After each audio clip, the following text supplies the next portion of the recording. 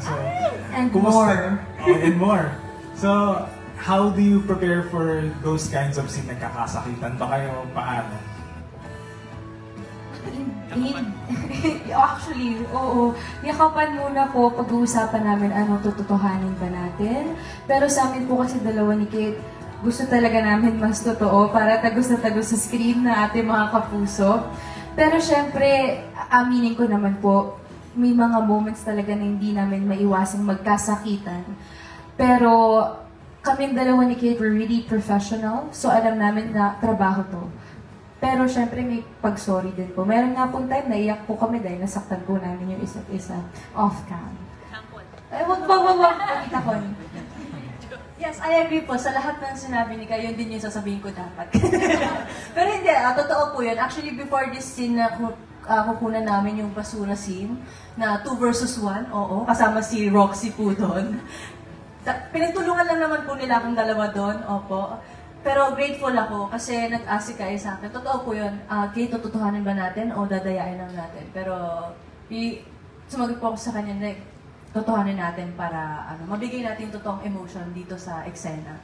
Pero syempre, hindi naman po nga maiwasan na magkasakitan, magkaroon ng mga sugat, ganyan. Pero alam naman po namin yung parte ng trabaho po yun. At walang personalan. Yan po. Alright, thank you. Next po ay si Mr. Nicky Wang of Manila Standard. Hi, good afternoon po. First of all, congratulations kay Direk and the entire cast. My question is for Miss Connie. Hello po. Magandang hapon. Magandang hapon. Miss Connie, this is another iconic role. Asan siya? Here po. Ito po. Hindi na ako tumayo kasi may tao sa likod eh. Here. Sorry. As I was saying, boy, this is another iconic role for you, Miss Connie. Pero what makes this character parang unique and close to your heart? First of all, it's because like the character, I'm a real Lola in real life. So that really hits home very closely. And yung character na may dementia, may Alzheimer's, ganun. Challenge para sa akin yun. It's another challenging role. So I was really just excited to portray Gloria de la Costa. And also, parang comeback niyo po ito sa afternoon. Yes, you know, it's my 50th year this year in the entertainment industry. To be specific, last May 2024. I started in May of 1974. So, my first drama, Connie Reyes Mumar Drama Studio, was here in GMA. And that started in 1981, the year after I gave birth to my second child. And so, after that, talagang yun ako sa, after the noontime show, laging ako na ang next, diba? Every Saturday. So, when I found out that this was gonna be on the afternoon slot, parang ito sa welcome thing for me, na parang, wow, may dahilan si Lord kung bakit ako nabalik sa afternoon slot. So, hindi, akala nila kasi na parang, ay, alam nyo na afternoon slot to, baka ayaw ko na kasi I was doing prime time na nga, no? Sabi ko, hindi, exciting for me. It would be really wonderful to just see how it is again on the afternoon slot. And I know that many of my followers are, you know, the housewives. So yung mga iba, anak na ng mga dating mga followers ko. New generation ako. Yeah, the new generation. Actually nga, I'm working even with Gen Z. Si Kailin, unang araw ko pa lang ng taping eh. Gen Z, tita, Gen Z.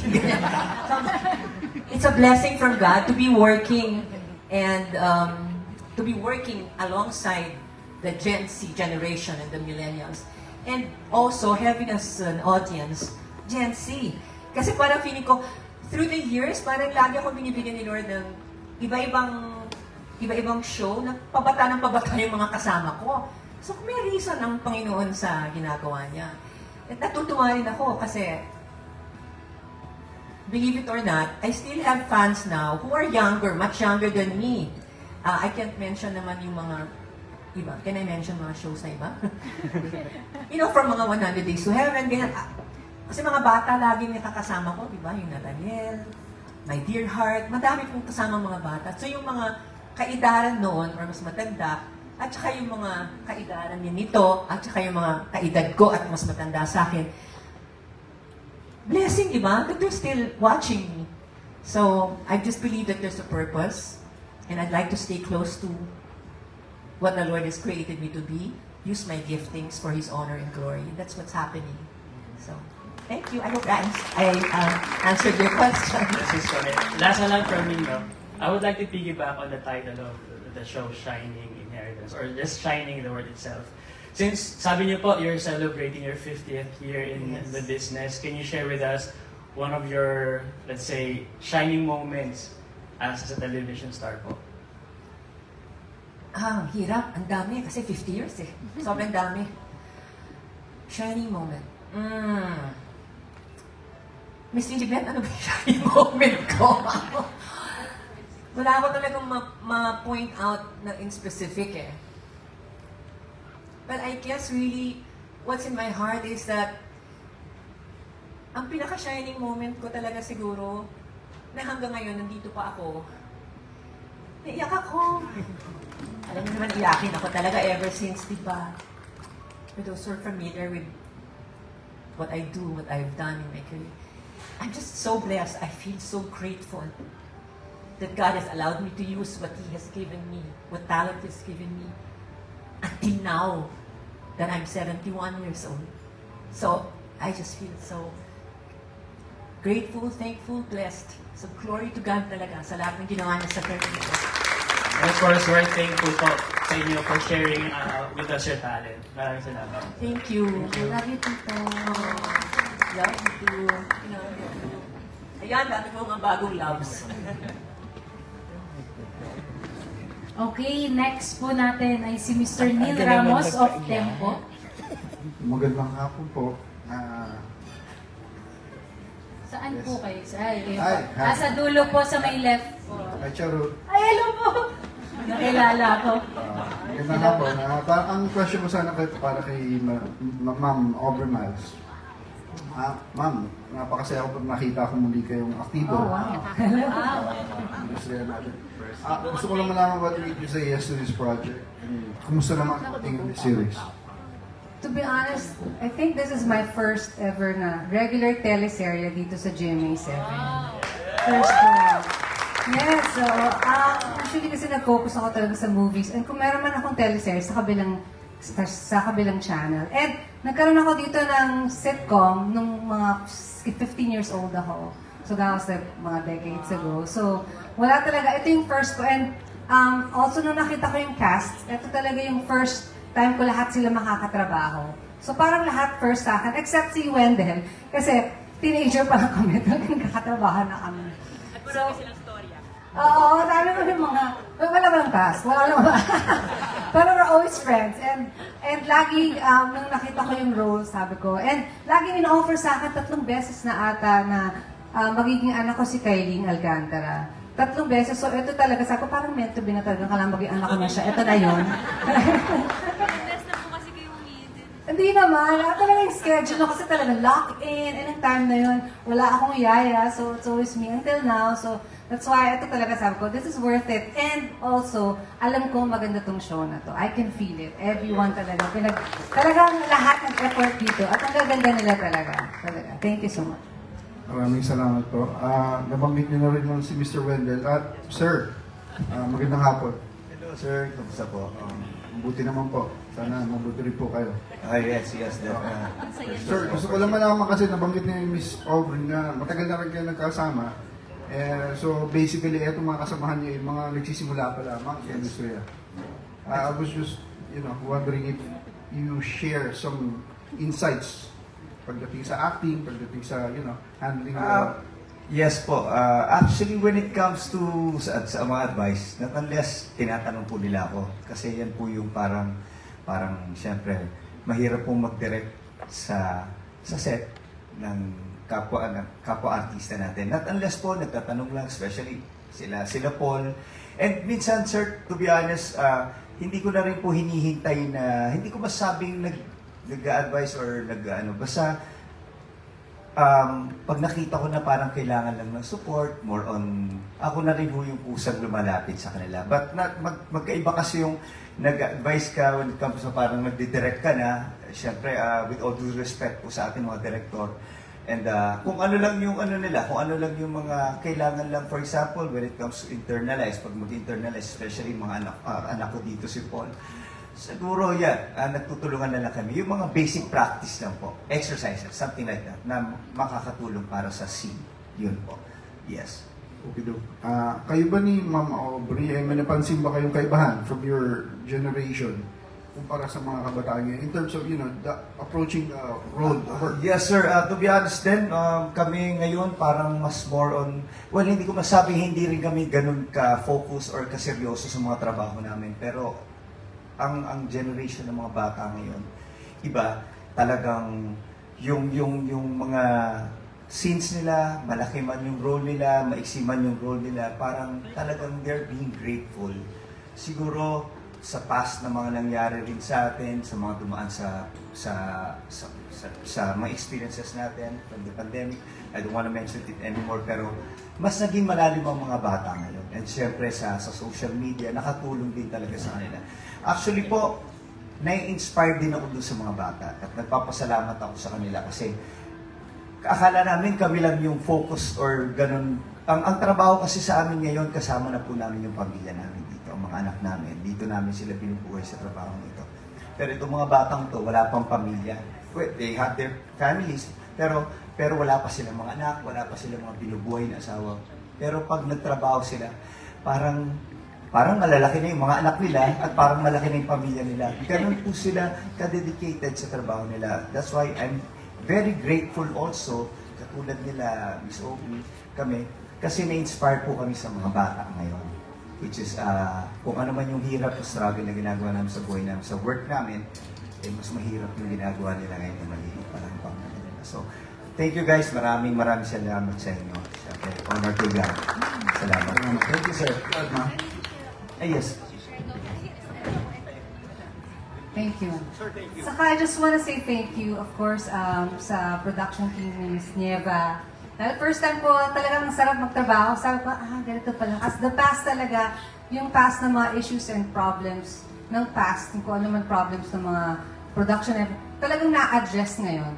So I'm proud na nakapagtrabaho ngayon at naranasan ko din yung before. Na talagang, pag nagtrabaho ko ngayon, parang, sabi ko, wow, this is so much better. I like it. Well, don't get me wrong, I love my time, but now talagang, ang swerte nyo talaga din. Talagang, I know the struggle and I just want to say thank you also kung sino man na nagpauso ng stylist.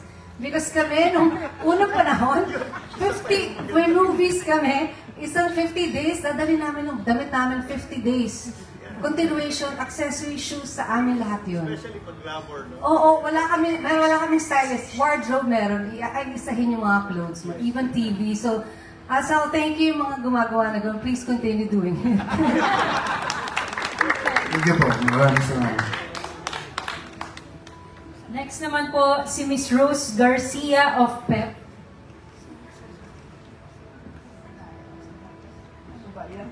Hello, good evening. For Kailin, the most controversial. Charot! Okay. So, Kai, kasi doing an antagonist role ngayon, kumbaga parang ikaw yung co-pilot, di ba?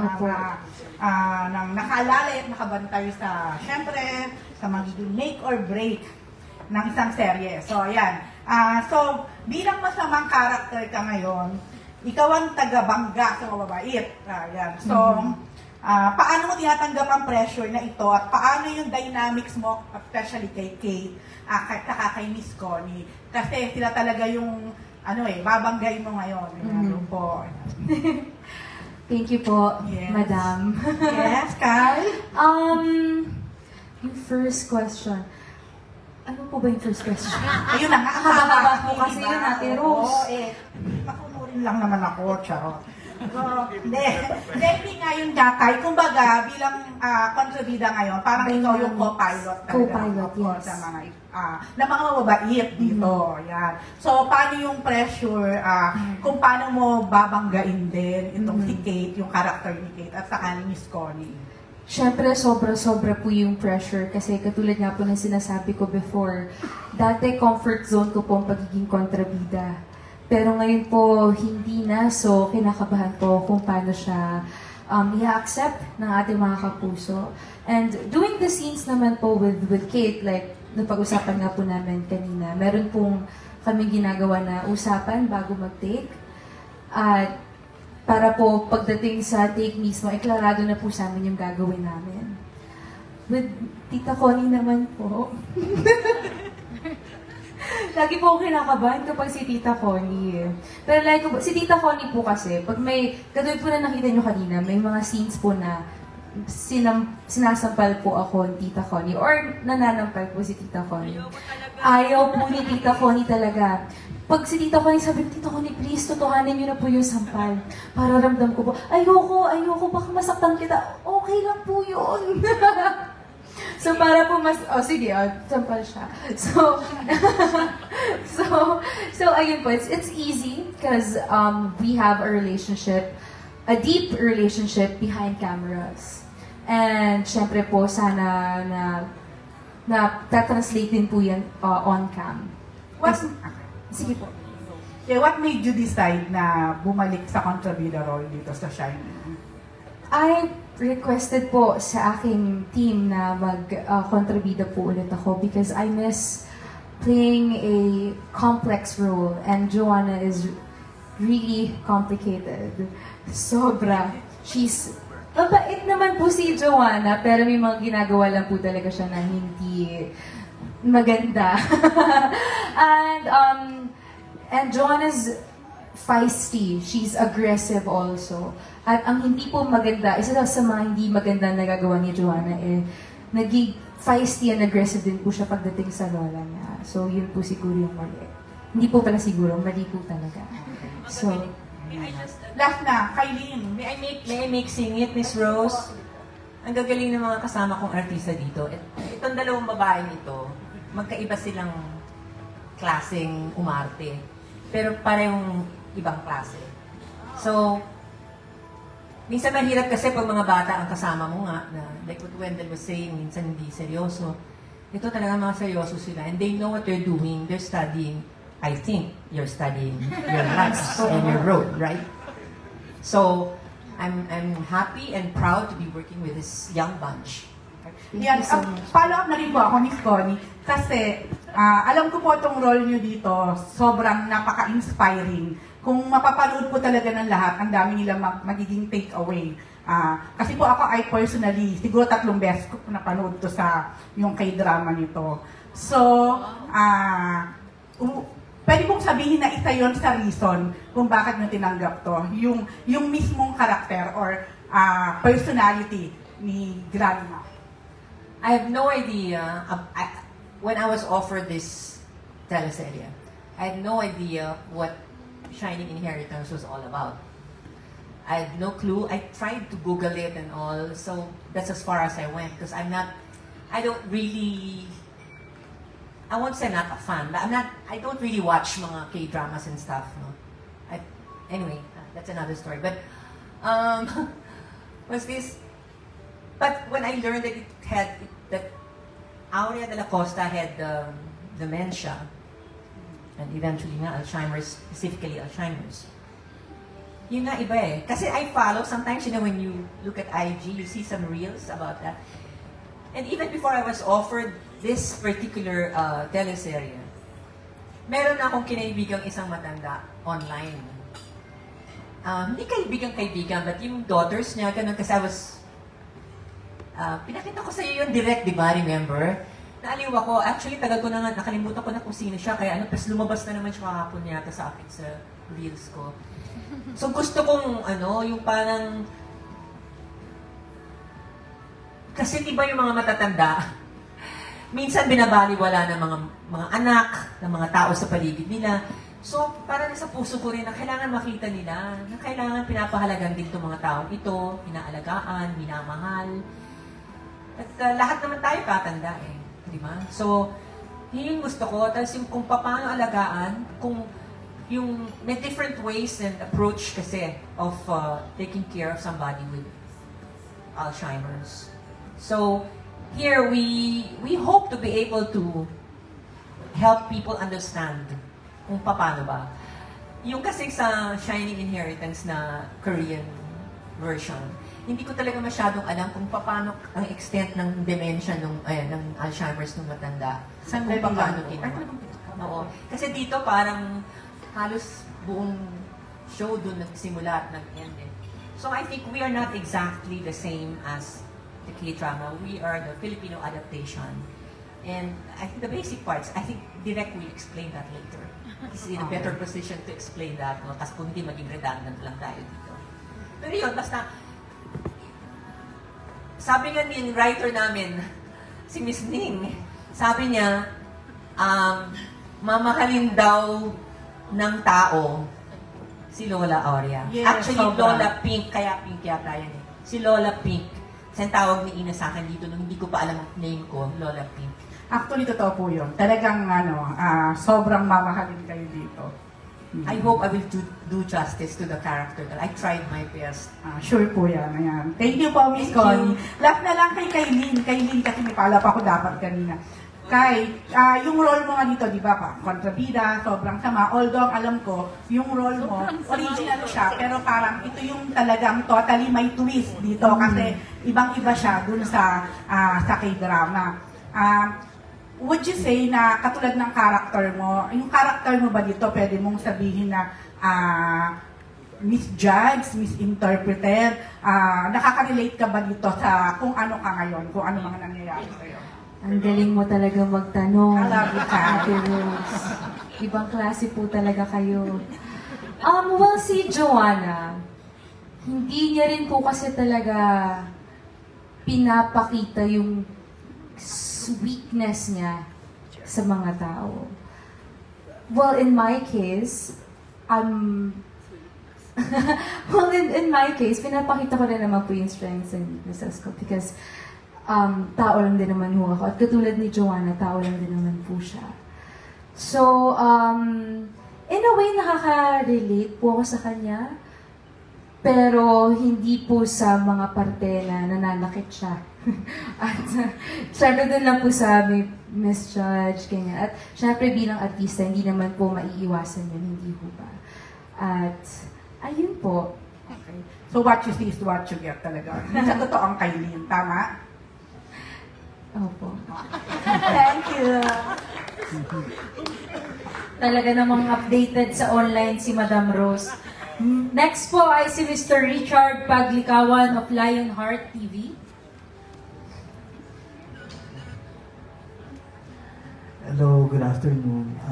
Yung question ko kay Miss Kit, kasi parang totally nagpalit kayo ng character ni Kaylin. Kasi di ba parang nalinyas ka Kit sa pagiging kontrabida dun si Kaylin. Yes. Recently talagang bida yung mga tumatak kay Kaylin. So, ikaw Kit, very powerful yung dalawang kasama mo, especially si Miss Connie at saka si Kaylin. Very powerful talaga, lalo na as kontrabidas.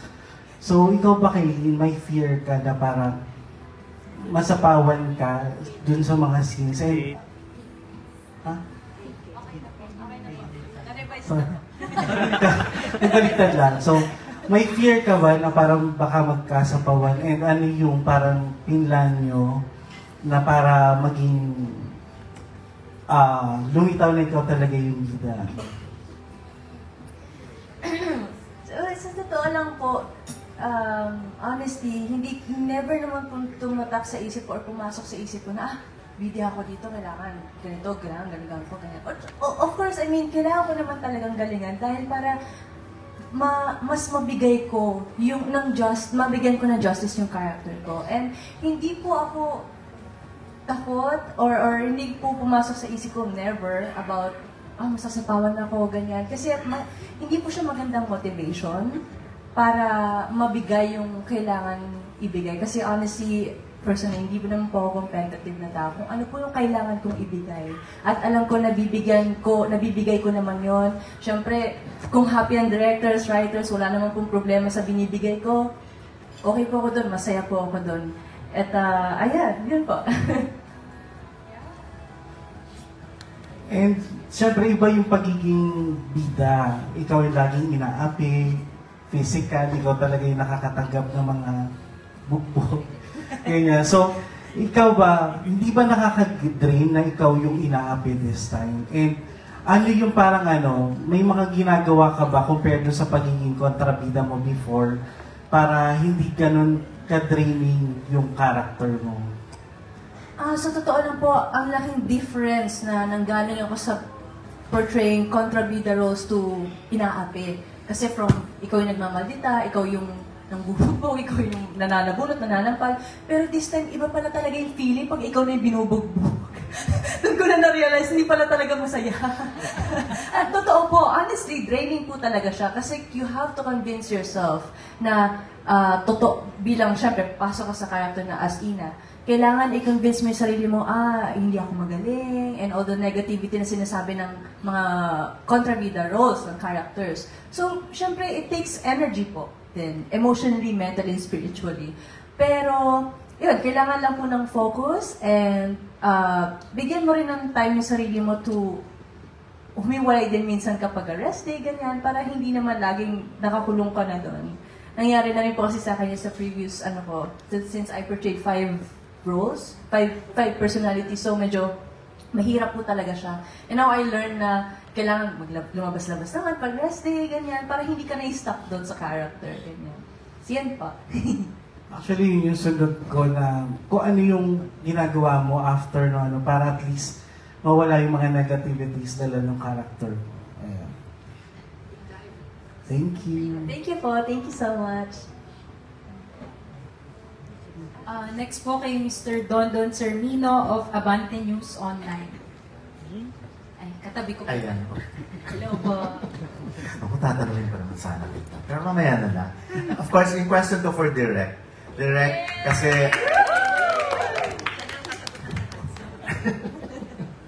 Direk, Sir Dondon. Siyempre, ang bata mo, di ba? Ang bata mo. Tapos, gusto ko lang malaman yung experience working with the Connie Reyes. Of course, she's not just parang veteran, iconic, award-winning actress, not only sa movies but also sa TV. Kumbaga lahat na ng mga pressure na pwedeng ibigay sa mga young directors para na-experience mo. Pero kumusta talaga working with Connie Reyes? Nung sinabi po sa akin na si Tita Connie yung inaayon namin na maging Aurea de la Costa, hindi ko na pinakawalan yun. Iniisip ko na dapat siya yung makuha namin. More than pressured po, parang mas na-excite talaga ako. I really wanted to work with her because it's not every day that you get a chance to work with someone as reputable and as talented as Connie Reyes. And I really told her that personally. I tell her every time na doing my taping, I really feel blessed. Even, parati po ako nakangiti pag siya yung ka-eksena. Because marami akong natututunan sa kanya bilang direktor. Siyempre, sabi niyo nga po, hindi pa tayo. Mas bata pa tayo, relatively. So, continuously po, gusto ko rin matuto. And the only way to learn is to learn from people na nauna na sa'yo sa industriya. Like si Tita Connie, si Miss Glidel, si Sir Wendell, si Aubrey Mans, di ba? So you learn a lot from the ones who are ahead of you. Any reaction, Miss Connie? Sobrang humble na yung director na yan. Bata siya, pero yung isip niya hindi bata. Okay. Naglalaro lang minsan sa kalaro namin.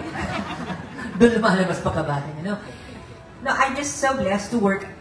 Pasensya na kayo, but I always use the word blessed because I really feel so blessed. Dito sa Shine Inheritance, I just feel so blessed. Ang gaan niyang katrabaho. Kahit minsan hindi ko yan naririnig na minsan nakita mo, medyo lalakas ang boses pagka medyo magulo na sa set. Diba? Kailangan gawin. Natural lang naman yan, dapat lang, di ba?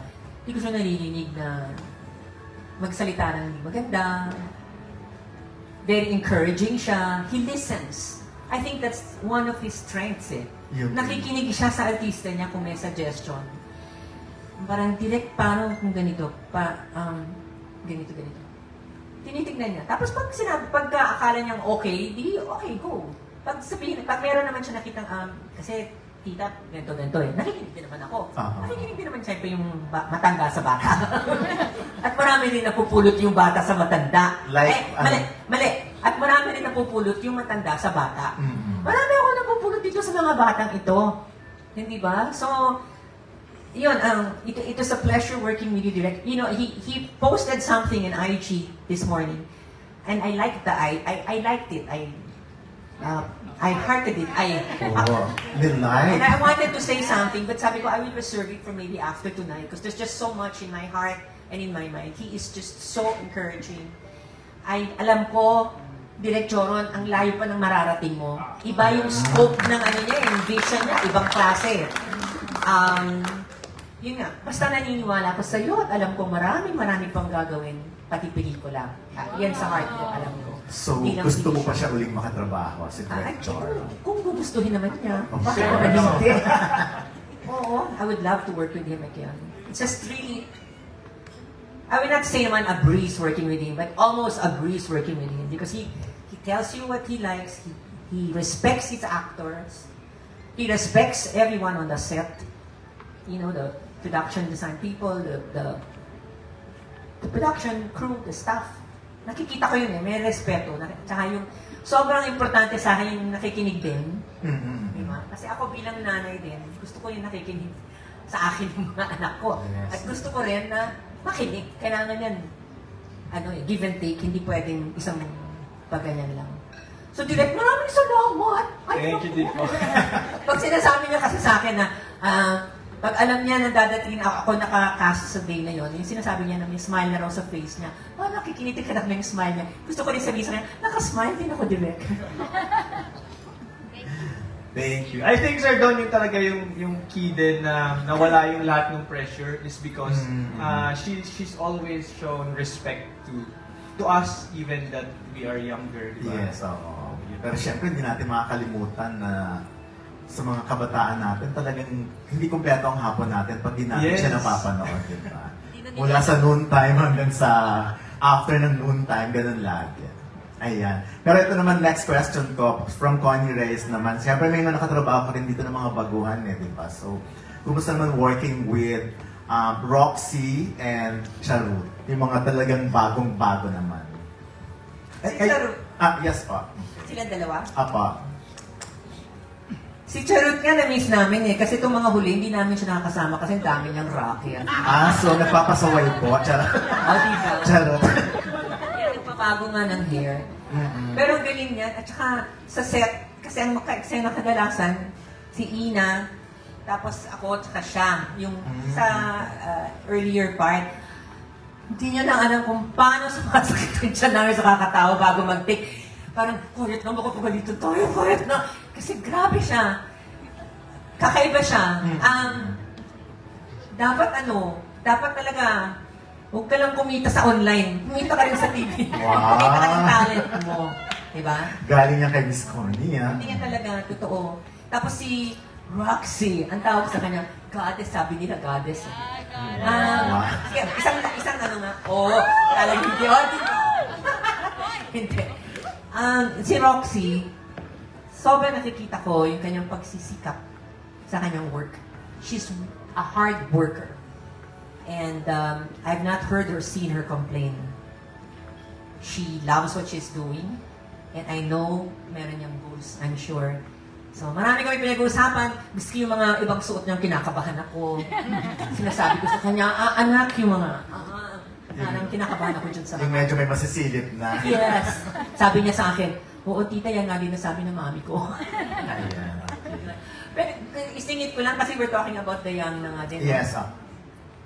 Si Kate, napanood ko yan nung pandemic. Napapanood ko yan. Nakikita ko siya sa Unika-ihan. And you know, sa utak ko lang, sa sarili ko lang, sabi ko lang, galing itong batang to, parang gusto ko siya makasama sa work.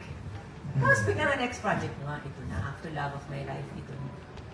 Yun. Si Kylie din, nung napapanood ko siya, yung mga kambal Rambal ka rin ba? Sabi ko, ang gagaling nilang mag-marte ng matapang. Ang galing nila, di ba? So, syempre, gusto mo rin maka-work na ganyan. I'm so glad also that I was able to finally work with Aubrey. We've never really worked. Wendell, I think once, I sent you that comedy stuff that somebody sent me. Grabe. Oo.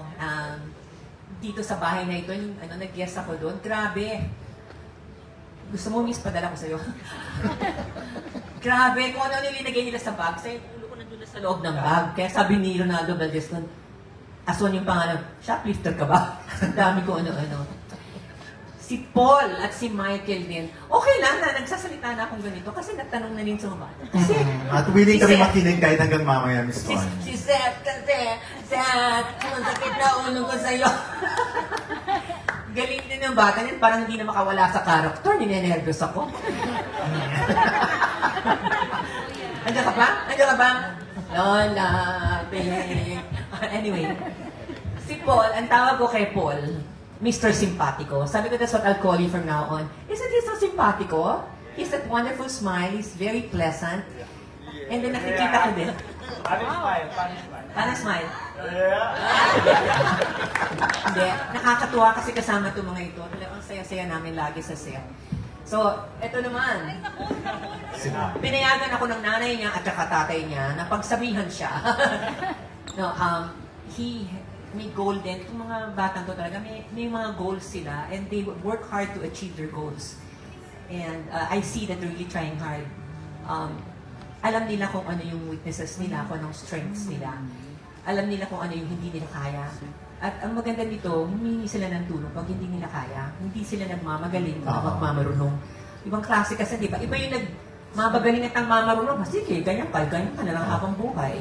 Diba? Kasi hanggang matanda ka, may matututunan ka. There's so much to learn in life. There's so much to... but it's just wonderful to be a blessing to one another. And that's what I feel is happening in our set. Hindi lang ito, marami pa yung mga iba kaming mga cast, marami pang members sa cast na wala dito. Pero lahat, kabiruan namin, pati yung mga production staff, syempre, minsan nagkakasumitan kami.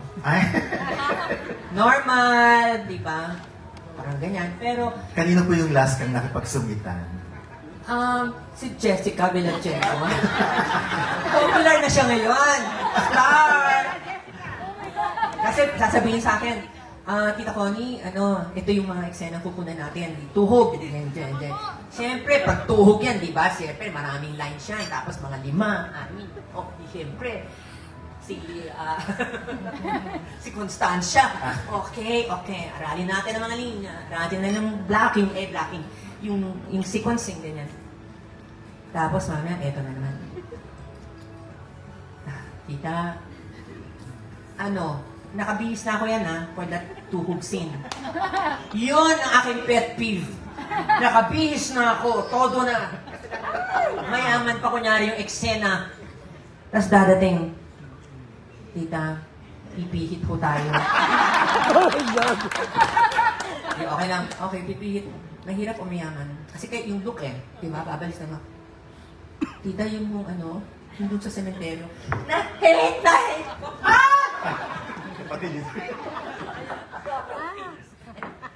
Kasi, unang shooting day ko yon. Hindi pa natapos kunan. Naloka na ako. Nakapusod. So, syempre, magtatanggal ng, di ba? Tapos magpupusod. O kaya pag mahirap, magtatanggal ng mga makeup, ganon. Tapos, ibang eksena, ganyan.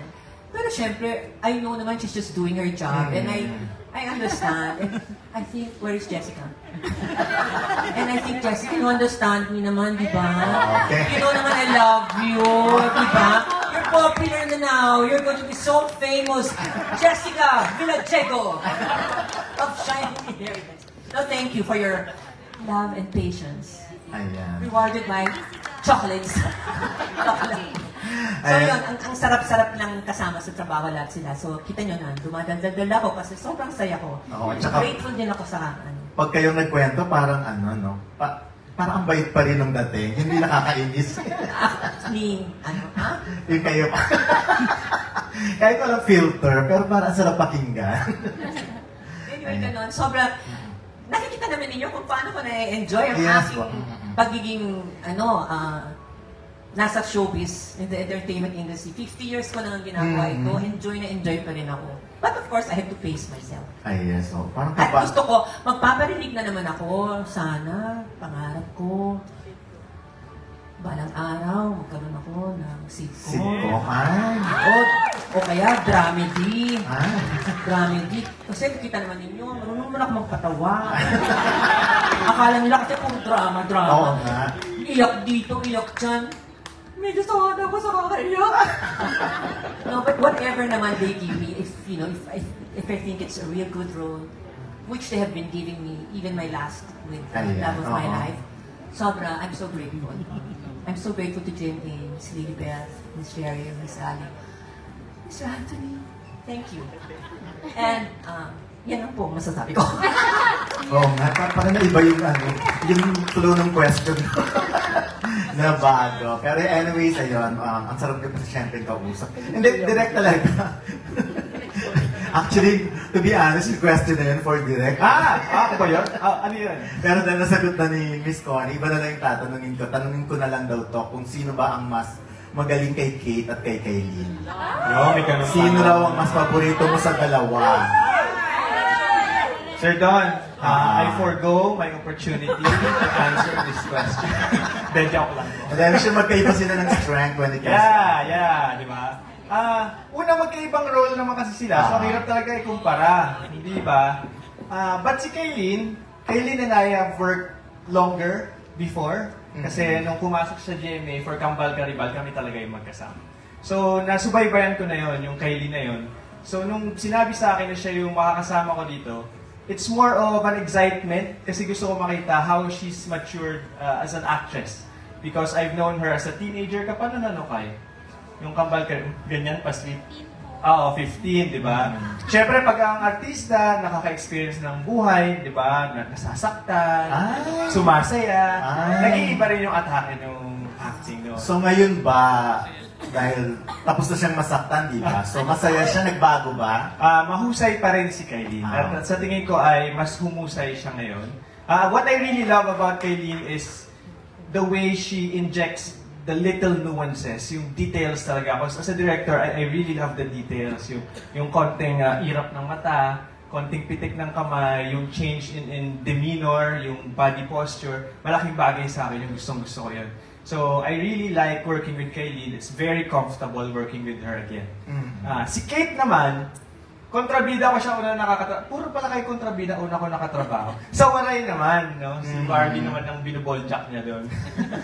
So, nung pero very short lang yun, Sir Don. Maiksing panahon lang kasi tinamaan kami ng COVID noon eh. Yung time na habang nasa Green Hills kami, may sinusundo yung ambulansya na patient 001 yata yun sa Green Hills. Anyway, nung naka-work ko ulit si Kate, to me, Kate is a mystery in the beginning.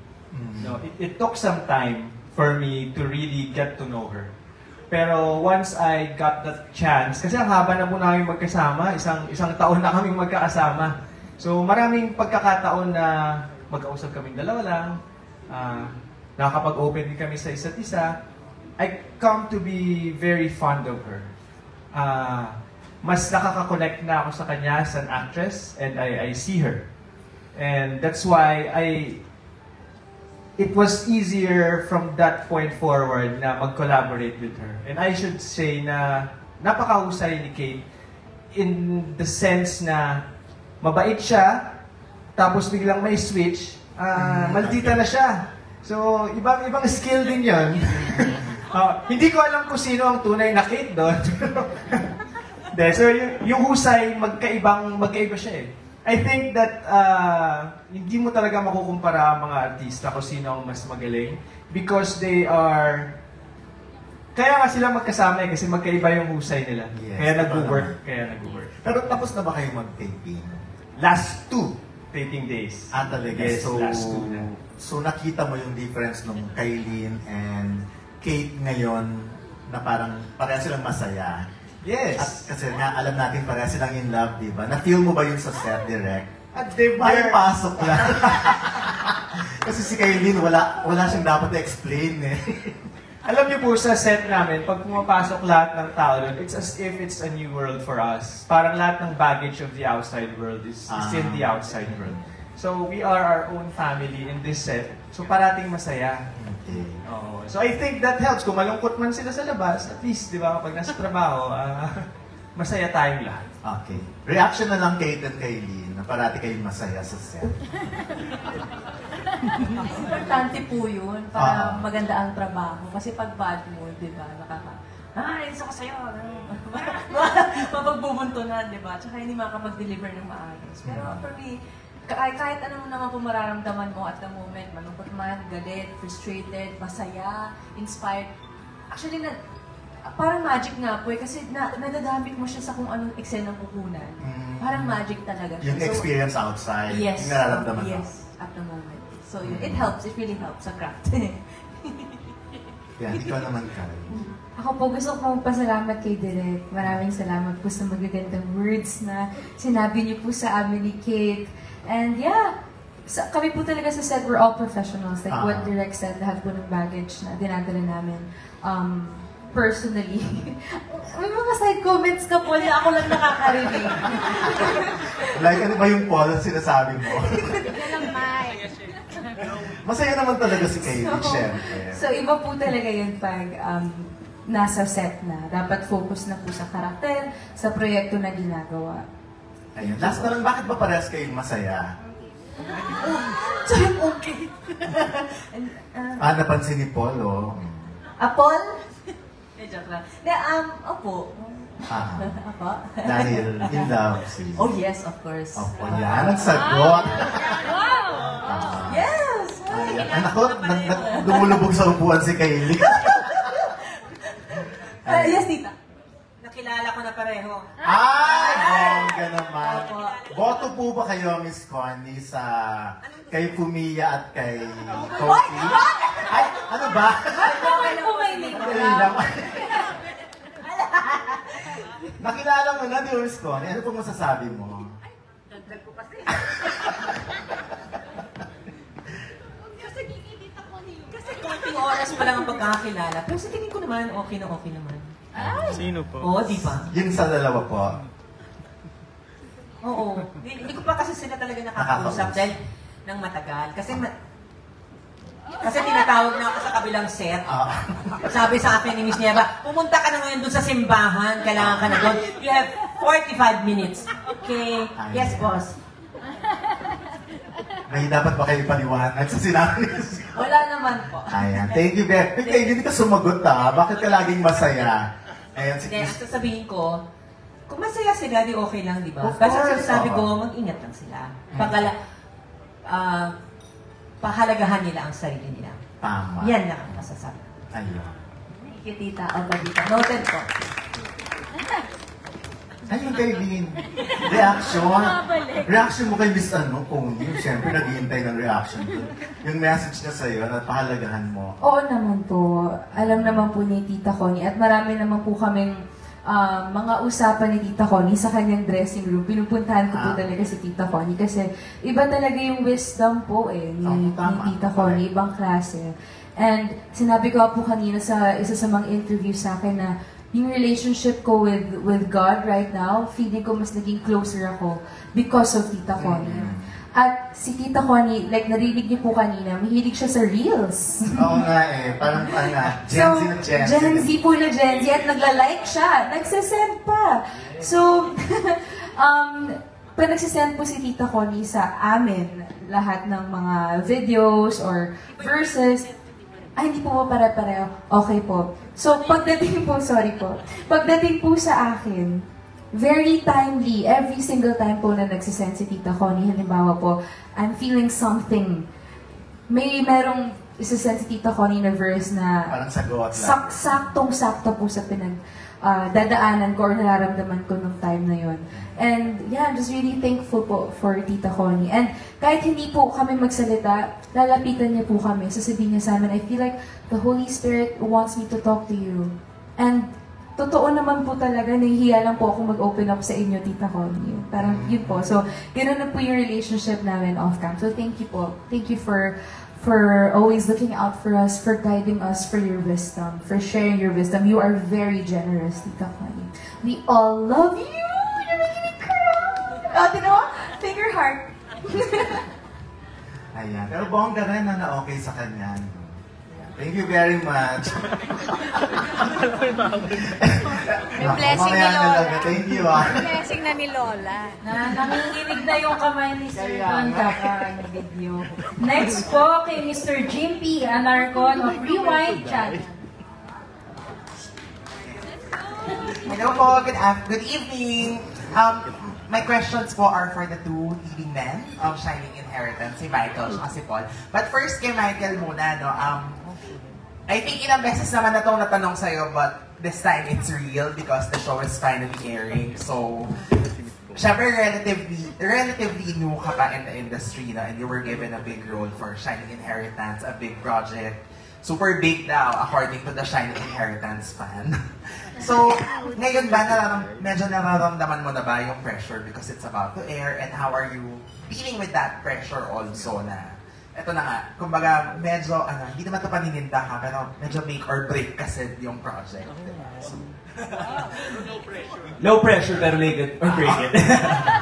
I just want to say, of course, I'm very thankful for this opportunity sa management ko sa GMA and sa Cornerstone that they have really prepared me and trained me and given me this great role. I still remember the day that I had a screen test with Kate and parang biglaan to with Boss Vic. It wasn't expected, it wasn't in the schedule. Sabi ni Boss Vic, may screen test ka for a show called Shining Inheritance. And I remember going home that day, I fell in love with that character. Parang there was something in that character that sabi ko sa sarili ko, kailangan ko makuha to. I was just so determined. I prayed for it very hard to the point then I searched about Brilliant Legacy siya sa Korea, right? So I watched the whole series in 3 days dahil na-excite lang talaga ako. And I fell in love with Yuwon. And siguro after filming this for almost a year and now we've seen the great trailer, masasabi ko lang pong blessed ako kasi it's big pressure na kasama ko mga veteran actors dito, Tita Connie herself, ang lola ko po dito. So, kinakabahan ako doon. But yung pressure na yun nawala, naging excitement when I got to share scene with them. Tita Connie po kasi, I just want to say, this is my first drama show. So, merong mga eksena na kailangan ko talaga umiyak, maging vulnerable, and I must admit to myself, that's one of my weaknesses. But Tita Connie is there as a lola on screen but also off screen. She prays with me. She prays over for the scene that really helps me. Kasi yung pong ganun na you're as an actor, as a newbie, as someone who wants to prove their position in industry, parang hirap na hirap ako sa mga eksenang challenging, but Tita Connie gives me that warmth na I just want to say thank you. Thank you, Tita Connie, kasi iba po yun, hindi lahat ng mga nakakatrabaho ko is willing to pray, to help me prepare. So, I'm very thankful for that po. And of course, with Kate din, bilang kapartner ko po siya dito, as they mentioned, rom-com yung original Shining Inheritance. This one's more family. Family. Isa-isa, pero kay Kate lang. Gusto ko lang sabihin na-confuse ko kay Kate nung una. Meron kaming one-on-one workshops nito. Na mysterious talaga si Kate. Mysterious in a way na once nag-bloom na siya sa set, grabe, mapapawaw ka na lang na napakagaling ni Kate. For me, doon yung starstruck. And na-starstruck ka kay Kate? Oo Hindi lang sa ganda, pero sa ganda ng work niya. Minsan di nakaka-dialogue si Michael. And I always mention sa mga interviews before that my dream leading lady is Kate Valdez. So maraming salamat po na nakapartner ko pa si Kate. Nasabi ko din before, I want to work with Kylene. Naging twin ko dito. Kambal ko si Kylene Alcantara na magkawig tayo pero sa dimples. Yun lang yung pinag-uusapan namin. And of course, you know, si Kylene. But Kylene is Kylene. She's very great talaga ever since. So, to me, veteran actress na siya. That's someone I was very intimidated na Oo, veteran na yan. No, sharing scenes with her, makita mo man yung kontrabida side niya in person, masasabi ko lang, mapapawaw ka. To the point na, minsan, uy nga, character nga pala ako dito, hindi ko nanonood. So, iba yung power ni Kailin. Si Paul naman, Tita Connie vibes eh. I'm just very thankful po, again, with this cast, and to Direk for helping me with this pressure. Again, it's a make it or break it for me, and I just want to say I gave it my best. I know that this is my first big show, and it's more of a learning show, and I can say that I truly learned a lot from this Shining Inheritance program, and all I can say is I'm thankful and I'm very grateful po. Of course, si Miss Connie kanina, she mentioned a lot of very good things about the whole cast, including Nuno. So ano na lang yung reaction mo din about that? With what you've shared also kanina, na grabe pala yung relationship niya din in the show and behind the scenes. Yes po. Ang masasabi ko lang po talagang, Tita Connie is our role model, is our mother po on set. Hindi lang ito sa mga artists, pati sa production. But she's someone that we can talk to, we can open up to, ask for a prayer, and talagang nakikinig po kami sa kanya kasi yung mga advices niya is filled with love, filled with genuineness, and that's something na that itself, working with you lang po, honestly, is a blessing. Kasi there's so many things I learned from her that I can apply to my everyday life. Kaya maraming salamat. Natutuwa din po ako na nag-enjoy si Tita Connie, and yung sa Reels, naku, totoo yan, very updated si Tita Connie. Siya ang totoong Gen Z. Sa buong cast, ang makita ko sa DMs ko, Miss Connie Reyes, sent you a Nakakakilig Nakakakilig. Nakakakilig po, so masaya talaga po. Thank you, Michael. For Paul naman, of course. Your last project, you were a kontrabida in Lolo. And syempre sa mga hindi nakanood kasi ng Shining Inheritance, pwedeng i-assume na gano'n kasi nga dalawa kayong leading man. Pero apparently, ang character mo daw pala dito, buong series ay good boy. So, paano yung naging attack lang? Kasi yun nga, galing ka sa string of medyo kontrabida roles in the past. Yun nga po, siguro natural lang kasi good boy naman din talaga. Hindi, parang mas good boy ito kasi sabi ni Sir Anthony nung parang na nagsi-screen test. Paul, medyo maangas ka pa. Sabi ay, i-good boy mo pa. Then, doon, nung naisa puso ko na yung character, sabi ko, may reason si Lord kung bakit binigay niya sa akin tong character na to. Kasi ako po yung last yata na nakaalam na kasama ako sa isang big show na tulad na Shining Inheritance. So sabi ko, plano ni Lord to. So, Lord help me, hindi ko kaya ito mag-isa. Give me the wisdom, give me the ideas kung paano ko pa hindi naman siguro higitan pa yung original, but yung mabigyan ng Paul Salas taste ba? Sa yung medyo mga simpatiko sabi niya ng story. So, sana naman mabusog din sila sa character ko at na-feel ko naman din yung confidence and yung pagka-proud dahil nga nung nakatrabaho ko na sila, bawat isa dyan, Tito Wendell, sa guidance din ni Tito Wendell. Doon na, nawala na yung pressure, nandun na yung eagerness na, sige, tara, bawat character kasi dito may tatakpo eh. Yun yung siguro mapapromise namin sa inyo. Bawat character talagang tatatak sa puso niyo. So, yun po. Pero would you say, Paul, na this is one of your, if not the biggest role that you're doing? Kasi, yun nga, you've been in the industry also for quite some time since bata pa. Ikaw yata ang totoong veteran. Pero di ba yun? So, parang, ito yung pag-bloom mo after being a teen actor and then kontrabida, tas ito, leading man status ulit now with JMP. Siguro po, Sir Jibs, nung time kasi ng mga starstruck kids hanggang sa pa-teenager, ano lang siya hindi ko pa na-feel yung pressure dahil as a kid, para siyang playground sa akin. Pag pupunta ng set, enjoy, may mga kasamang mga kapwa-bata na actors. Siguro naging work lang talaga siya sa akin nung early 20s ko 2021, nung palolo. Doon ko na na-feel na talagang grabe yung tiwala na ibinibigay din sa akin sa mga characters na piniplay ko. So, doon na-hit na ako na hindi rin talaga madali ang pag-aral ng isang character, yung pagtingin mo sa magandang material na sobrang gaganda ng mga sulat sa script. So, nung na-feel ko po yun, sobrang naging thankful and blessed ako na since 8 years old, nandito at nagbibigay pa rin ng character na kahit pa paano tatatak din sa mga kapuso natin. So, yun po. Thank you, Paul. And then may pahabol lang akong question for Direk. Hello, Direk. Kasi nabanggit ng fan natin ng Shining Inheritance dito, no? Charot. Yung Shining Inheritance, the original K-drama daw talaga is one of, if not the highest rated Korean drama. Yung pa din, it is the highest talaga daw, di ba? And dito naman sa GMA, 3 beses siyang inere, napunta na sa, from prime time, napunta sa umaga, naging kung anong time slot.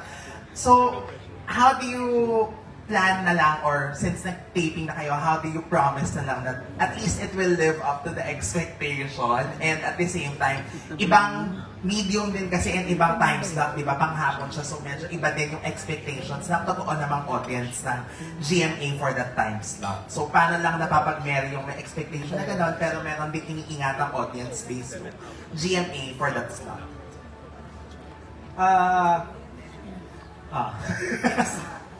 Hindi, yung original kasi light siya, di ba? Rom-com siya, but it's still about family. And that specific element ang nag-hit sa GMA na this will still work today because it's about family. So, yung family drama, pag nilagay mo naman siya sa panghapon o kahit sa panggabi, it will really come close to the hearts of our viewers kasi tayo as a society, family-oriented talaga tayo. So, hindi ko sinasabing this is an exact replica because you really cannot. This is 15 years ago. And the values then, the values now, di ba? The technology pa lang. Dati ang cellphone doon, napanood ko kasi yung original nito eh. Ang cellphone doon, wala pang picture-picture, di ba? Wala silang internet. Ngayon, iba na. So, there are a lot of parang advancements na in the adaptation of the Philippines. It will live up in the sense na we will give you a different experience from the original, but with the same heart of that story. So the story is still there, it will always be there, especially yung puso ng mga karakter. Ako mismo bilang director, yun ang binantayan ko. Kasi mahal ko rin yung mga original na characters, yung gusto ko sila. So nung i-translate siya into a Filipino adaptation, I think not just me but also the creatives were very meticulous about that, na dapat yung puso ma-maintain. So in that respect, I can guarantee you na maihahatid pa rin ng bagong adaptation yung puso na ina-expect ninyo mula sa original. Okay, thank you so much po and congratulations in advance. Okay po, next po Mr. Albert Abelido of The Chicanes. Hey, mabuhay. Ay, Emure. So, yung first question ko for Roxy. Hello. Ayan, congratulations dear, ganyan. So, like, yung portraying contributor role, is that something new to you? Although you're relatively new in show business, ganyan. So, like, for Shining Inheritance, ano yung different atake na binigay mo? And how are you enjoying portraying kontrabida? Takot ka ba na nakakahon ka na sa ganun? Wow! I really love playing Amy. For those who are fans po talaga ng Brilliant Legacy or Shining Inheritance, Amy is a very interesting character. Pero syempre, medyo may twist, may Filipino twist. Binigyan siya ng spice. So, palaban si Amy dito. Siya yung inggiterang stepsister ni Ina, which is played by Kate Valdez. And this is my third kontrabida role. And I am very grateful. I feel like, ang saya maging kontrabida kasi hindi ka naman talaga sa totoong buhay, hindi naman tayo pwedeng magalit ng ganun.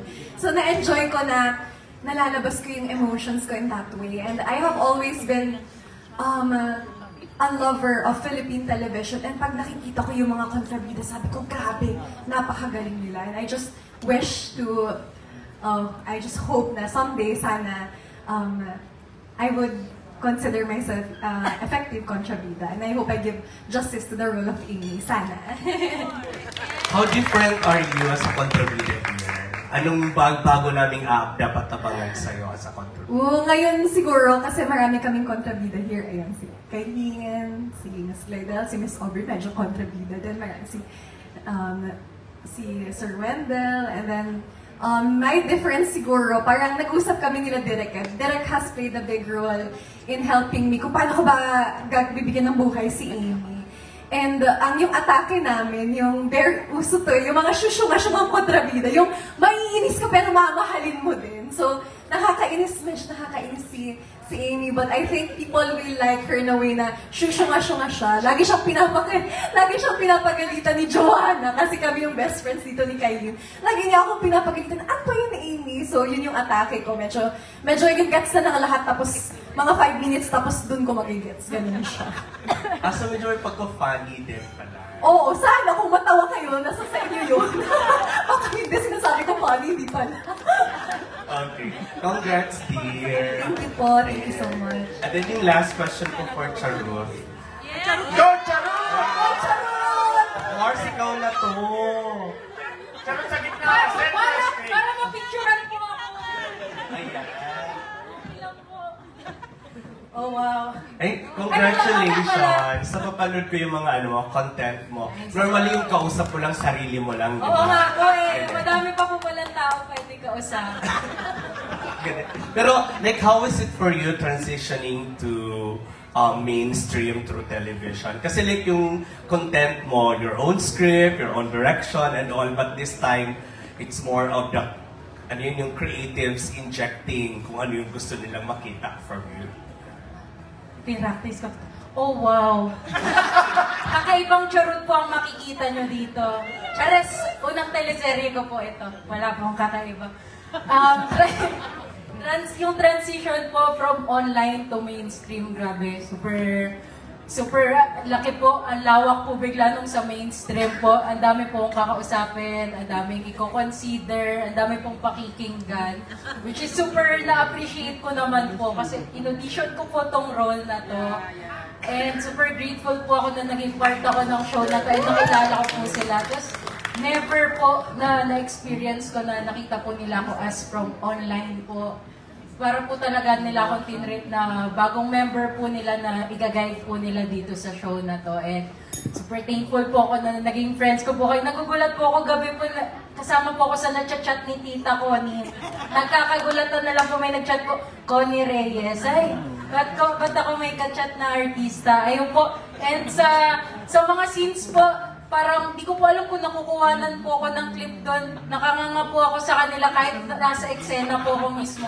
First time ko po naka-eksena si Kate, umiyak po siya sa kaliwa lang po. Kasi nandun daw po yung favor ng camera. So, parang nakakaloka. Directed on cue po yung iyak nila. Tapos after po nung scene, after po nila magsigawan at iyakan, parang wala po nangyari. Tapos ako po, na-amaze lang po ako sa kanila na, ay, tapos na pala yung scene, alis na kami dito. So, ayun po, super, sana po, mapanood niyo po itong show po namin. Kasi kung hindi po, ipa-delete ko na lang po kay Derek yung clip ko po. Kung hindi niyo po ako papanood. Pero may add lang po ako doon sa sinabi ni Charot. Kasi I appreciate her dahil nga first time yung naging artista. Ito po ang kwento niyan. So, yung character niya si Cecil was the last character to be auditioned. The last character to be cast. So, siya na lang yung kulang, siya na lang yung missing piece. Tapos siya rin yung huling nag-audition talaga. And then, ang hinahanap namin as Cecil is yung bubbly. Kasi di ba, miserable na yung buhay ng bida. Kung miserable din yung friend, parang sobrang sad na. So, ang hinahanap namin yung bubbly na masayang kasama, masayang panoorin. And si Charot, perfect siya doon.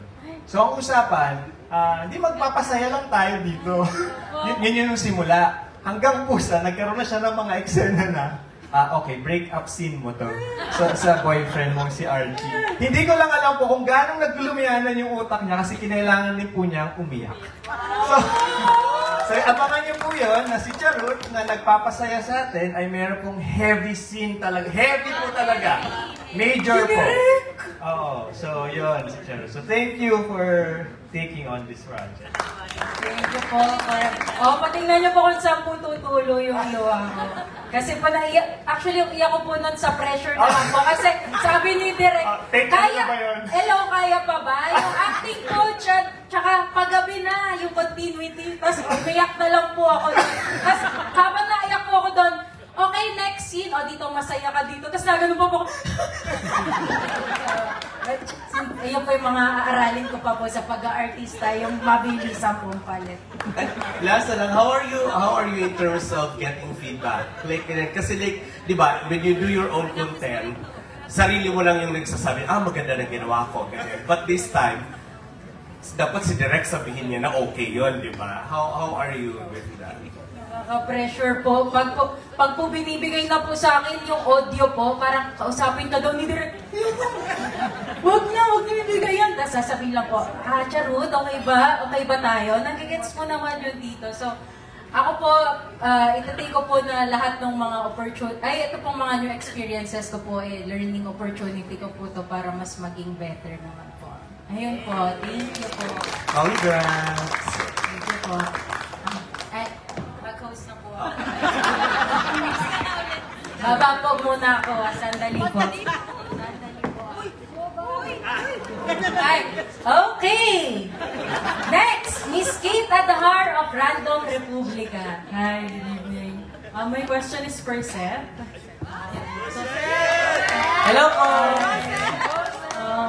What can you say na si Miss Connie Reyes na nagsabi na magaling ka? And can you share kung gaano kadali o gaano kahirap yung gumanap ng isang mentally challenged na?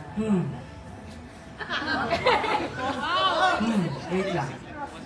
Miss Connie Reyes, sinabihan ako magaling. Naku, magaling na ako nun. Thank you po. Siguro po, medyo challenging din po kasi yung role ko na may mental illness. Nung nag-audition po ako for this role, hindi ko po talaga akalain na ako yung nakuha. Kasi ang dami pong bata na nag-audition. So nung nakuha po ako, nagulat po ako. Sabi ko, paano ko gagawin to? Yung mga roles ko na iba, mga normal. Paano kaya to? Buti na lang po kasama ko sila Direk, yung mga other cast ko na nandito po sila, tinutulungan po nila ako na mas mag-grow po yung skills ko sa acting and mas maging natural po yung role ko as si Nono. Ayun po, sana magustuhan niyo po yung pag-play ko po as Nono. Abangan niyo po yan. Thank you. Thank you po. Miss Connie, even in your... Miss Connie here. Even in your past projects po, your co-stars would always say na na-touch nyo yung buhay nila through your wisdom, through your warmth. Is it intentional po? Was it intentional to leave something, to leave a legacy on your co-stars? I think you don't plan that. Maybe it just happens. But one thing I know is that I always pray for my co-actors, the production staff, even the crew. I pray for the management of the network. Ano na sa akin yun?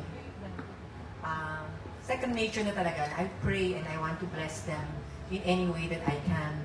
And if they say that there's something that I left, maraming salamat, diba? Parang hindi ko naman pinaplano na, uy, sana mga-touch kasi ganun. Hindi. One thing I know also, in the Bible, there's a verse saying, out of the abundance of your heart, your mouth will speak. So if in your heart, you have good intentions, and you want to be helpful to people and kind, then yun lang din talaga yung lalabas sa mouth mo eh. Hindi mo pinaplano. Tapos may mga needs or may mga situations na nagkukwentuhan kayo, nag-uusapan. Minsan na iniisip ko, baka nga naiinis sila sa akin kasi hindi, talaga. Never daw, sinabi niyo yan. Kasi minsan, syempre di ba, kung meron yung sitwasyon and you find an opportunity to talk about that, kunyari, mga sex, mga out of marriage, mga kung ano-ano, mga ganyan. Nagsasalita talaga ako na hindi ako naninermon, nagkukota ako ng verse sa Bible. Yung gano'n. Kasi, everything is permissible, but not everything is beneficial. Diba? Trust in the Lord with all of your heart. Lean not on your own understanding. In all your ways, acknowledge Him, and He will make your path straight. He will direct your paths. Yung mga ganon, delight yourself in the Lord, He'll give you the desires of your heart.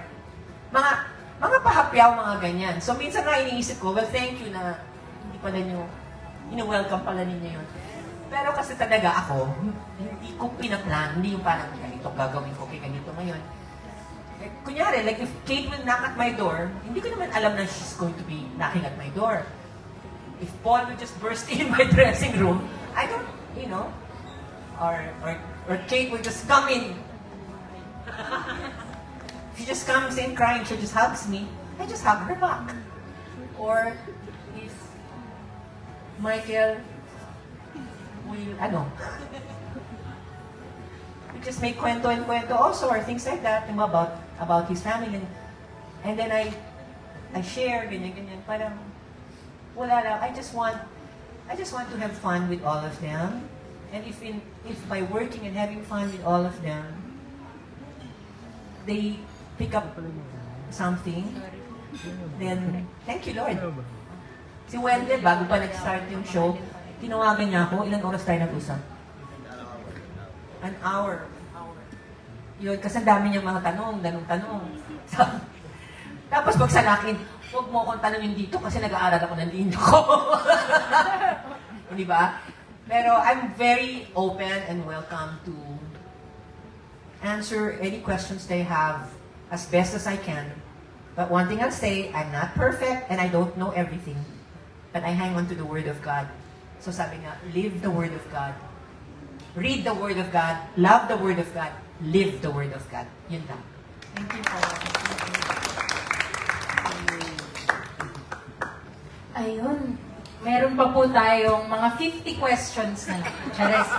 There you have it, mga kapuso. Thank you so much for all your questions. So now naman po, short messages lang po from left to right na lang po.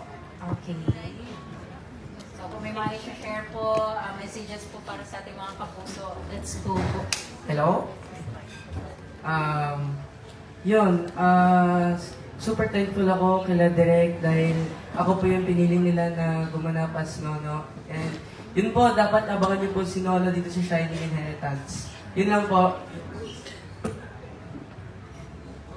Ako po, sabi ko nga kanina, naging pamilya na kami sa isang taon namin magkakasama. And my only wish is that we impart the same warmth to our viewers na sana maramdaman din nila kung ano yung saya at yung pagmamahal din na meron kami sa set makarating sa inyo. Sana po ay supportahan ninyo at subaybayan ng Shining. Yes, first, gusto ko magpasalamat. I wanna thank God for making this event possible para sa amin lahat, para sa ating lahat. Maraming salamat po sa inyo, of course, my GMA family, to all our bosses, from the creative team, sa inyo po mga press people from the different platforms, social media. Maraming salamat po. And ito po ang trabaho na hindi in-expect na abutin ng isang taon. Definitely, pinagigihan.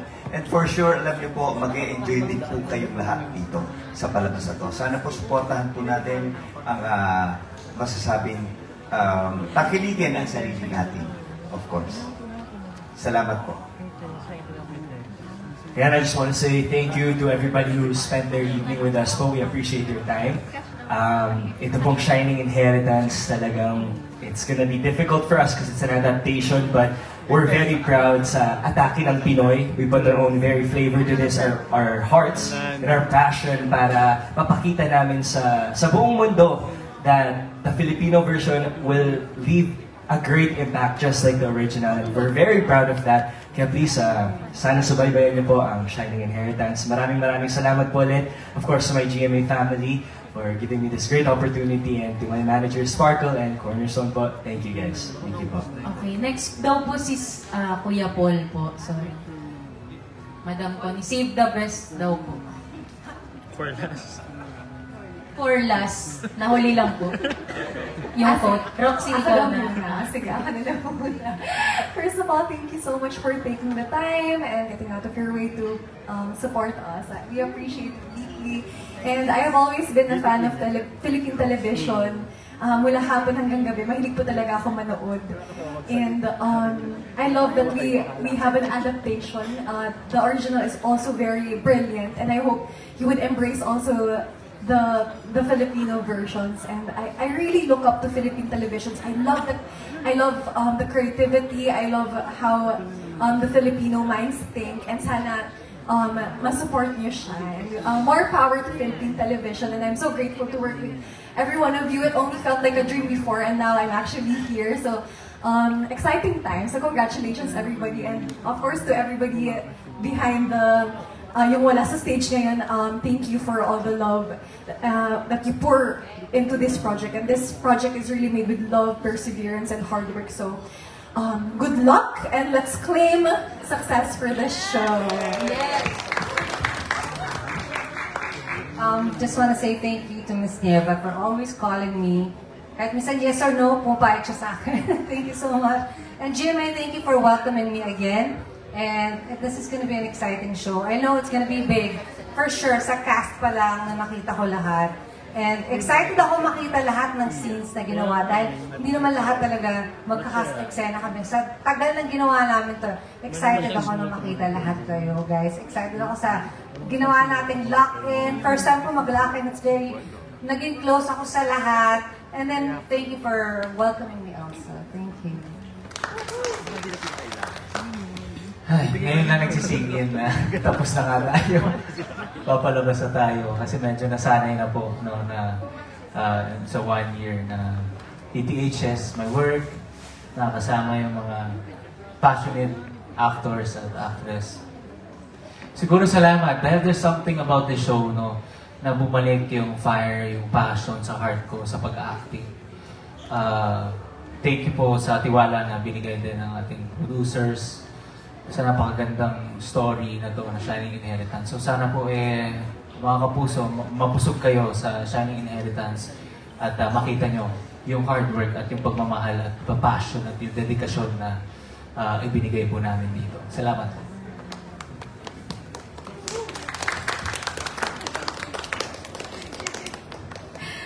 Siyempre po sa ating mga reporters, vloggers, influencers.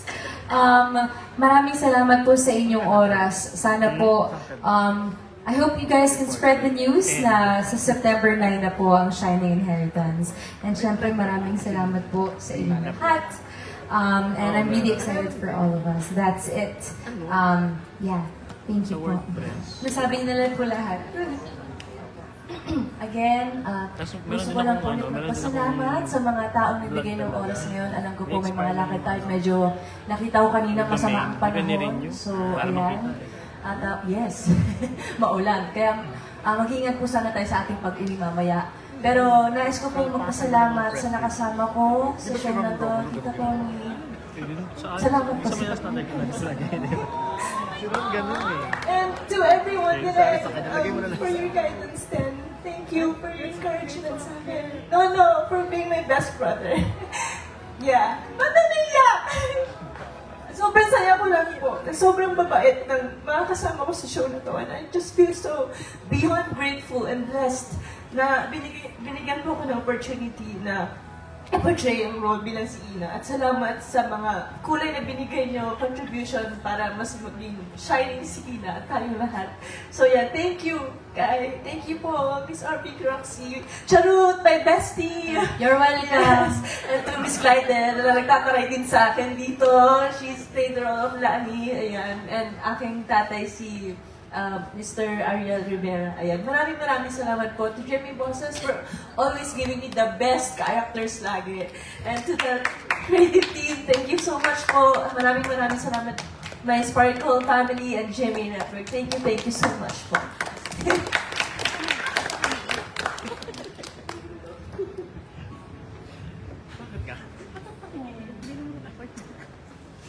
I'm going another way.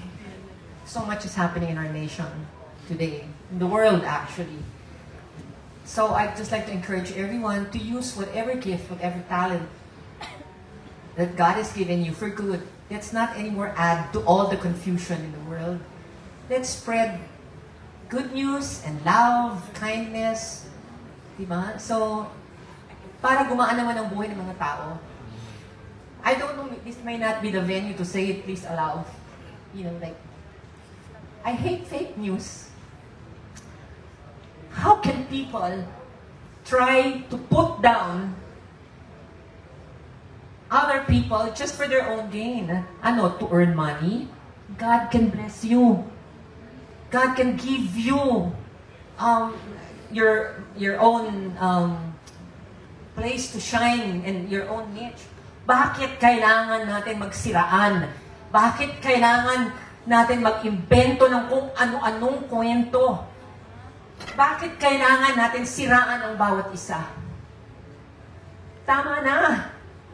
Paano tayo aasenso bilang isang bansa? Paano? If you're only thinking, if we are going to be thinking only about ourselves, our own gains, magkano kikitain dito, ilan views, ilan ganito, etc., etc., madadala ba natin? Ang dami natin mga kaibigan na sumakabilang buhay recently. In the recent past. So many of them were very affluent. Pero nakita natin, anong naaalala sa kanila? Hindi naman yung pera nila eh. Ang naalala sa kanila kung ano yung kabutihan na naiwan nila. Hindi ba mas maganda ganun? Yung may maiwan tayong kabutihan sa kapwa natin, sa bansa natin, kahit papano. If each one of us, alam niyo, maliit pa akong bata, lagi ko itong sinasabi. Hindi ko alam bakit, maliit pa akong bata. I remember my brother before throwing a piece of wrapper of candy outside the window or a popsicle stick or something. My dad was driving, my papa was driving the car, my mom was there, and kaming siblings nandun sa likuran. I must have been around 8 years old.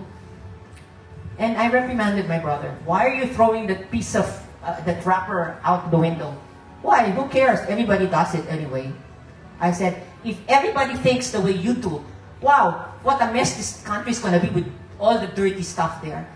Kaya ako pa nakakita ako ng may papel na ganyan. Pag nakita ko yung mga nagtatapon, lalo kong pinapakita, kinukuha ko at tinatapon sa basura. We have to be good examples to the people around us. Hindi ko sinasabing in a big way. Even in a little way. And when you do that, it ripples. May mga effect yan na maganda. It's just like the power of the pen. Okay? Mga manunulat. Nakikita naman, like, I'm sure our creative team knows that. The people who watch your shows, your body of work, will be so blessed. It's either to learn something or not. So kayo rin, di ba, yung mga influencers, vloggers, mga kaibigan namin sa press, alam naman ninyo kung sino yung kung ano-anong mga pinagsasabi at pinagsusulat. Sana let's try to influence each other to do good. Let's honor God in what we're doing. You know that there is power of life and death in the tongue. When you bless people and you say God bless you, there's a reason. You're blessing, God does something to that person when you say God bless you. But when you curse, something can happen to that person if he deserves the curse. But in the Bible, it also says, an undeserved curse will not rest. So kung yung sinabi mong curse, pupunta dun sa, binitawan mo para sa isang tao, babalik at babalik yon. It will not rest on that person that you cursed. Babalik sa'yo yon. Remember, every good deed that we do will come back to us. So every bad deed we do. Nakakatakot, di ba? Pwede ba ako magkwento, isang kwento? Tungkol sa isang OFW. Naging patotoo namin ito sa 700 Club Asia. I don't remember the exact, this is just like, excuse me na lang, basta yung gist na lang ito. Dalawang OFW workers, they were working in a laundry shop. Ang laundry shop po, isang place kung saan pwedeng madaling magnakaw, kung saan pwedeng madaling gumawa ng hindi maganda. Kasi ang dami mga naiiwan sa bulsang pera. Ang dami mga, hindi lang bare-bare minsan. And so the story of this man was, may dilemma siya kung kukunin ba niya yung nakita niyang malaking pera dun sa bulsa. Bakit? Nangangailangan siya eh. May sakit yung asawa, manganganak, kailangan ng pera, etc. Pero sabi niya, nakonsensya siya. Hindi ko kaya. Hindi, Lord. Kaya naman akong bigyan ng pangbayad ko sa ospital, sa asawa ko, ganyan. So, hindi niya kinuha. Sinoli niya. Pag soli niya, I think may pabuya siyang nakuhang konti. But actually, more than the pabuya, God provided. God provided for yung nangyari sa asawa niya, na nanganak, ganun. Basta, may provide, may tumawag na kapatid yata na, oy, di ba manganganak na si ganyan-ganyan? So, binigyan niya. So, tuwa siya. May isa naman. Yung isang tao naman na yun, nag-work din sa laundry shop. Sabi niya, pagkakataon ko na ito, kailangan ko eh. Ganun. Kinuha niya. In other words, inuwi niya yung perang nakita niya na malaking halaga. You don't also sometimes understand how some people forget yung mga bundles of money sa pocket nila. Siguro hindi din nila kasalanan, baka yung kung sino man na nag-ayos ng gamit nila. Kinuha niya. After a few days, a few weeks, nagkaroon ng mga aksidente, mga grabeng nangyari sa pamilya niya. So, babalik at babalik sa atin yung mga ginagawa natin mabuti o masama. God sees our hearts. So let's honor God with what we do. If He called you to write, do it positively. If He called you to act, to direct, to be a production assistant, to be in management, whatever it is that God has called us to do. Kasi iba-iba tayo eh. Iba-ibang tawag ng Panginoon sa atin. Pero, kahit na boss yan, kahit na walang malaki o maliit sa Panginoon, pareho yun eh. Sobrang pareho. The important thing is that we honor God. So with that, I'd just like to leave this and say that Shining Inheritance is something that we really worked hard for, as our director and my co-stars here has mentioned. May puso po, it's a heartwarming project that we are very proud of. It may not be exactly to the letter like the Korean one, but we have our own Philippine flavor. Our very own Philippine flavor. And from this, we hope that it will be a heartwarming telenovela which is going to bring the hearts of men and women, families together. We hope that it will bring young people more love and respect for their elders. We hope and pray that even the elders will also be kind and understanding towards the young generation. Ang dami mong mapupulot na aral. Konti lang mo yan kasi alam ko, gutom na kayo. Pero sa inyong lahat, really, taos puso din ang pagpapasalamat namin sa bawat isa sa inyo. You may have come here for a different reason. Different reasons. Iba-iba tayong dahilan. Pero maraming salamat sa binigay ninyong panahon sa amin. Kailangan namin ng tulong ninyo, ay hayag sa lahat ang aming handog na ito na Shining Inheritance. So wholeheartedly, we are thanking you for being here, and please help us promote this show because we need each other. We cannot also do it na wala kayong tulong sa amin. So maraming salamat sa kung ano man tulong may ambag niyo para sa Shining Inheritance. God bless each one of you more than you can ever hope or imagine. Not just you, your families, and the works of your hands. And God bless Shining Inheritance and GMARC. Salamat po. Amen po. Thank you po sa buong cast po ng Shining Inheritance at sa inyo pong lahat. Kaya naman po again, Shining Inheritance ngayong September 9 na po, Mondays to Fridays at 4 p.m. sa GMA Afternoon Prime and Kapuso Stream. Para naman po sa Global Pinoys, pwede din po nila mapanood ito sa GMA Pinoy TV. So once again po, this has been your host, Charut. Maraming salamat po at ingat po tayo.